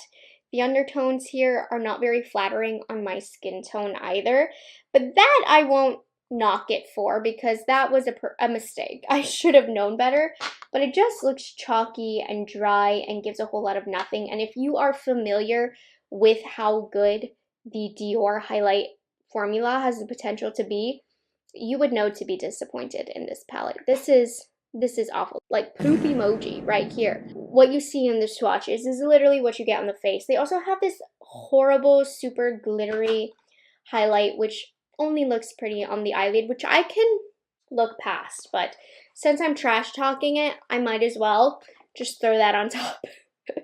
Throw that onto the dog pile. Okay, and then the last complexion product that I have is from Huda Beauty. To no surprise, it is the Easy Bake Setting Spray. Look how nasty and disgusting my nozzle is. The idea of this product is that it is infused with powder, so it is also going to kind of simultaneously set your makeup. If you want a product that has this concept that actually works, Danessa Myricks, I think, had a much better execution of this style of product. So this one, the powder, I mean, you can see it's very clumpy. It doesn't really fully infuse into the makeup, into the liquid. So it comes out, I'm just gonna leave it there. It comes out as splotches on the face. And so when you go to dry the big splotch on the face, it removes the makeup. This is like a makeup remover spray. I have had this sitting for a bit, and actually, for like the first time ever, it's gonna make a liar out of me because there are no splotches to be seen. The makeup. So I can't really prove it, but if you see my initial reviews on this, and just like this in general, I hope you know. I'm not lying. I'm not putting it in here for fun. Oh, there we go. The nozzle got stuck a little bit. So right here we have some water drops. If I were to take a sponge right now and try to press it in, it would remove my makeup. But I'm going to leave it at that. I actually got a very rare good application with this, so I'm just going to stop there. But Makeup Ruiner, would absolutely never repurchase this again, ever. And I'm just looking at my makeup right now. I'm acting very salty right now. It really is not that deep, I promise you. I'm just happy I can tell you what doesn't work, but I'm looking at my makeup right now. My under eyes are turning like orange, and then with the contrast of the color of the Dior, I'm looking a bit crazy. Okay, but let's go ahead. Let's keep moving on to the eye portion now. I should at this point already have up my eyeshadow palette rankings, but there were two eyeshadows in particular that I feel scammed by because of the price point here. So this was the last ranking eyeshadow palette, the worst palette that I tried this year. This is from Dior. This is the Pink Mania limited edition eyeshadow palette.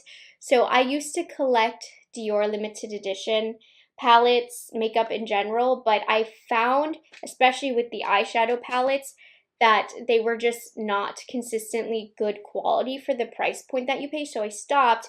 And then I saw this Color Story, and I thought it would make for a beautiful pastel, springy vibe if executed well. Unfortunately, it was not. Let me swatch this. You see all of these shimmer shades? They look virtually the same on the eyelid. This is the only shade to add any sort of difference between the looks. Does this look like what a Dior palette should look like? Is this swatching like a Dior palette should swatch? If you answered yes, get out of here. Because seriously, what? I'm not going to apply it because there's no point. You're not going to see anything. Like when I wear this, right, you put this all over the crease to get something, some depth. But whatever shimmer you put on your eyelid, they all look the same. This is a 5-pan eyeshadow palette with one only possible look. I'm devastated by this. I was really upset when I purchased that because I felt like I was giving Dior another chance, and they just blew it. They blew it. This next one I did purchase recently from the Sephora sale, and it did take a little bit of time for me to come to terms that I don't like this, but it is a $95 quad, so I have to put it in this video. This is from Tom Ford, and it is gorgeous. This is the Olive Smoke Quad. The swatches of this are unbelievably good. Unlike the Dior, where as soon as you swatch it, you just know it's not going to be it. This one will have you fooled. But I find that, unfortunately, this turns to mush on my eyes. It does not last. Despite how beautiful and creamy it feels, how beautiful it swatches, even how beautiful it first applies, it does not have the longevity. It fades super duper fast. I'm just putting on a little bit of eye primer to prep for the lovely eye products I have planned for today. But the shadows here, they kind of mush together. They don't set down. They're almost too creamy. And then they fade away throughout the day. So that beautiful look that I start with is never the look that I have at the end of the day. So I have eyelids that are somewhat dry. Like, I don't have issues with creasing really, unless it's not a good product. And I can only imagine if you have oily eyelids, what a mess this palette could be. So it's going to look good right now. I'm just putting a little bit of a crease color in, but it's just one of those products where it doesn't have the wear. And for $95 for a 4-pan eyeshadow palette, I had to put it in this video because that is an abomination. Okay? An abomination. Speaking of bad wear time, this is probably the worst wear time ever I've experienced on an eye product, which is a shame because I thought these sounded really cool. So these are from Buxom. They are the Flip Side Liner and Shadow Duos. So the concept of these is one side is a little powder that you put all over your eyelid, and then the other side is a eyeliner, and they're meant to create a look. It's a pre-curated look, and I love the idea of that, but unfortunately the execution of this wasn't there. So I'll use the shade Totally Taupe. So let me show you. The powder product is in the cap, so I find that I have to keep going back and forth, and you just dry onto the eyelid like so, right? It just doesn't give what I need it to give. I have to go back. It's not even that impactful on the eyelid. nor that flattering. Back in I go. I just don't see, if you use this every day, how is this lasting? I feel like there has to be very little product here. And it's kind of rough on the eyelid, if I'm being honest. Okay, anyways, we got some on the eyelid. Just gonna quickly soften that. And now I'm going into the eyeliner, which I like the eyeliner, honestly. I like how this is a pre-curated look for you. I don't have much to say about the liner. Kind of fun. We're doing a gray look today. Liner side is fine. It is the powder side that is really dumb. And to finish things off, me not liking the application is one thing, but I also don't like the wear time on this. So my eyes do crease with this. And like I said, my eyes rarely crease with makeup. And the powder is just going to disappear. It's going to mush in with the liner. My makeup will not look like this at the end of the day. This has no wear time. Even when I use an eyeshadow primer, it just bunches up, gets creasy, fades away. Everything we don't want our eye makeup to do. So the performance, unfortunately, for these were just not there. The next product that I have is another eye topper situation. I don't even really want to show you the swatches because you might be tempted. These swatch well, but I am truly not a fan of these Urban Decay Glazed liquid shadows. The way that I would describe them is crunchy and crackly. They do not layer over themselves very well. We'll use the shade Silver Spooning. And let's start off with the packaging here. It's this big old brush, and you have to really make sure you shake it up well to ensure that you get some product on the brush. But I just feel like I'm always having to dip back in. And the best way to get a good application with this, less is seriously more, and work fast before this dries. Seriously, help yourself with this. I'm just using my finger to blend it out. Okay, once this dries, I absolutely cannot layer anything more or it will get super crackly. And there are so many good lid topper liquid formulas out there that this one, there's no excuse for it to be how it is and perform how it does. So you can get these to look fine, don't get me wrong, but I just know for the quality that I expect at Urban Decay's price point and know what these labs can do, this, I don't know how it's been so successful in sales because it's crackly. It looks dry and it doesn't layer well. So anyways, I'm gonna finish my eyes. I'm just gonna put a little bit more liner on the bottom and some mascara.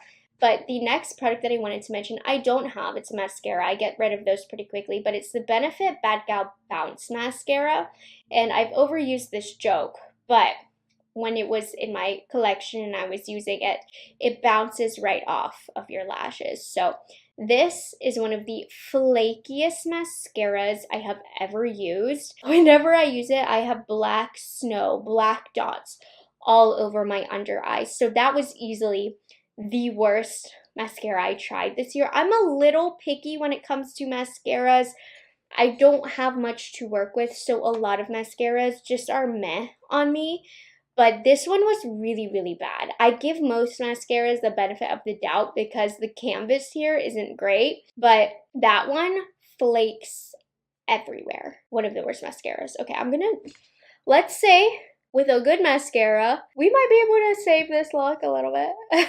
I'm just sitting here laughing so hard at what this powder has done to my under eyes. They're literally orange. I said I was trying to make a somewhat presentable look today, and we're just not going to get there.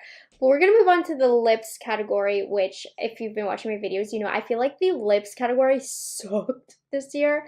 I was so overloaded with those lip balm, like the tube lip balms. Every brand, it's a rite of passage. They have to have one, and they're all the same. But anyways, let's go over the stuff I didn't like. Rhode. These are the Peptide lip tints, lip shapes, and I know there was lots of controversy online, like people aren't applying them right, the intention of them, you aren't using them correctly. Listen, these look like terrible on my lips, and they don't set down. They have no longevity. They look messy on my lips. I look like I don't know how to apply makeup. especially when I use a lighter color. It just looks like it's all over my face because it doesn't give a defined edge. And I don't know, my lips are small. I think it does look good on girls with lip filler, that little bit more of a blurred edge, but me with my small lips, it makes my face, my lips look very messy with the blurred edge. I am using the deepest shade that I have, Twist, which helps, but whenever I use the lighter shade, you see, it just looks messy whenever I wear this. I will say the way that I've gotten use out of this is to use these as lipsticks, which they're fine to cover all over the lips, but on the edge of my lips, it's just a mess and they don't last. So for me, there's really no purpose to these. Of course, I've seen Hailey Bieber just lightly put it on the outside of her lips and like smudge it out with her finger, and she looks gorgeous, but I am not Hailey Bieber. I'm just I'm an average girl on the streets, and no, this looks messy. It's not a very good product for me. The next product that I have are the Dior Lip Glow Butters. I'll admit, the formula on this is fine. It's just Claire's packaging. You pay so much for this little doodad right here, but really, there's nothing too special about this formula. There are drugstore lip butter balms that have good performance similar to this. It's not bad. It is not a bad lip product, so don't fight me on that. But what I'm saying is you get the plainest packaging, and let's be honest, if you're purchasing Dior, you're also purchasing for the experience, for the packaging, and you don't get that with this. And the formula that's inside is so basic. Every brand has a formula that is good like this. It's not a hard formula to create. So it's not a bad formula, but I just paid too much for it and I'm very mad. I hold a grudge. That's what this says. I have a grudge that I picked up 2 shades of this. And also they're very, very sheer. Now this particular shade that I have, Lychee, is one of the few that is not.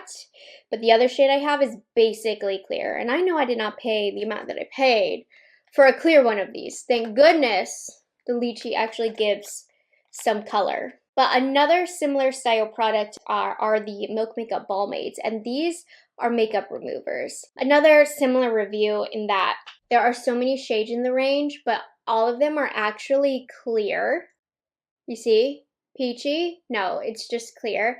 And these are really, really liquidy, very, very wet and slippery, which is why if I have anything underneath, this wipes right off with it. This has no lasting power on the lips because they're so slippery. There's no grip on the lips. And then whatever lipstick or lip liner I have underneath, it comes off right with this in 10 minutes. I mean, this is a much worse formula than the Dior, so I'm not a fan of this. Removes my lip makeup literally. Has no color.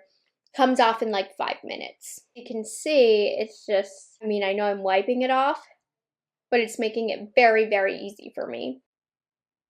You see, this Rhode just makes my lips look messy, I swear, especially on my top lip. All right, last product that I have, and then we can be positive again. This is from MAC. This is a new formula that they launched this year. This is their Lip Glass Air non-sticky glosses. I'm not a fan of this formula. I've already decluttered the other colors that I have in this formula because I just know I'm not a fan. So this lip gloss is too thin, if you ask me. I know it's called the Air formula. I specifically chose to keep this shade so you can see a little bit of how truly it sits on the lips. It does not fill in the lines of the lips at all. It sinks right in, which I like a gloss that's a little thicker and fills in the lines of the lips because that makes the lips look juicier and more plump. But with this being so watery and thin, it goes right into the fine lines of those lips, which is the exact opposite of what I'm looking for. And I think they tried to make a point that these are not sticky at all, where it's almost like the milk, where it's just a little bit too thin, so it actually has little to no longevity. I find that this formula sticks to the dry patches of the lips. So, you know, lip gloss, these lip balms, they're not formulas that are hard to execute. They are formulas that are very easy to just have a fine formulation. It might not stand out, but you know, you can make lip formulas work. And this one, and in particular, the Milk, the MAC, the Rhode, these are not easy to use formulas, easy to make look nice. You have to really work around them. And so that's why I chose these lip products to be worst of the year, because it's okay if a lip product is meh, that doesn't make it bad, but these ones I actually consider bad, except for the Dior. Just I had a grudge with that one. So I was hoping I would be able to walk away with a decent looking look at the end of this and making the products work. And unfortunately, we were unable to do that. My skin looks terrible. My under eyes look dry. My under eyes have also oxidized. The gray eyeliner is already starting to fade, and I hate my lip products.